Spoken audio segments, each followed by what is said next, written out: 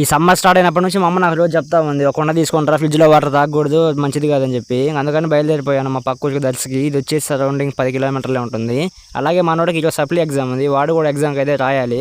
అందుకని వాడిని కూడా తీసేసుకొని బయలుదేరిపోయాను. ఇంకా మేమిద్దరం వెళ్తుంటే నాకు తోడుగా మా బాబాయ్ కూడా వస్తానని చెప్పిండు. అందుకని ఆయన కొద్ది తోటలో పండుందిరా అంటే వేసుకున్న తోటకి వాటర్ అయితే పెడుతున్నాడు, టమాటా తోటకి అలాగే గడ్డికి. ఇంకా వాటర్ పెట్టడం కంప్లీట్ అయిన తర్వాత మనోడు, నేను, మా బాబాయ్ ముగ్గురం కలిసి దర్శి అయితే బయలుదేరిపోయాం. ఇంకా ఫైనల్ గా అయితే దర్శి అయితే రీచ్ అయిపోయాం. దర్శి మొత్తం పసుపు రంగులతో కలకలాడిపోతుంది. ఇంకా మనోడిని ఎగ్జామ్ సెంటర్ ముందు డ్రాప్ చేసే కన్నా వాడు ఫుడ్ అయితే ఏం తినలేదు అనమాట. ఇంకా మనం కూడా తినలేదు. ఇంకా ఎలాగో సేన్ నుంచి ఇలాగే వచ్చామని చెప్పేసి ఇంకా కిచిడి అలాగే తినేసి ఇంకా ఎగ్జామ్ సెంటర్ దగ్గర వాడిని డ్రాప్ చేసేసి మనం కుండ తీసుకుందామని కుండల షాప్ దగ్గరికి అయితే వచ్చేసాం. ఏదైనా పాత రోజులే బాగుంటుండేవి. అప్పట్లో కుండలు వాడడంలో ఇవన్నీ చాలా బాగా వాడేవారు. ఇప్పుడు 150 రూపాయలు పెట్టి కుండ కొనేదానికన్నా దాని పక్కన 2 సున్నాలు యాడ్ చేసి 15,000 పెట్టి ఫ్రిడ్జ్లు కొంటున్నారు. ఏదైనా ఇలాంటి కుండలలో వాటర్ అయితే చాలా బాగుంటుంది. మనం కొనుక్కుంటే ఫ్రిడ్జ్లకు వారంటీ ఉంటుందేమో కానీ నేను మాత్రం లైవ్ లోనే వాటర్ పోసి మళ్ళీ చూపిస్తున్నాడు కుండ కారుతుందో లేదని చెప్పేసి. ఇంకా ఫైనల్ గా అయితే కుండ 150 రూపాయలకి అయితే కొనుక్కొని మనం అయితే ఇంటికి బయలుదేరిపోయాం. సరే మరి నెక్స్ట్ వీడియో కోసం లైక్ అండ్ సబ్స్క్రైబ్ చేయి మామ. ఉంటా.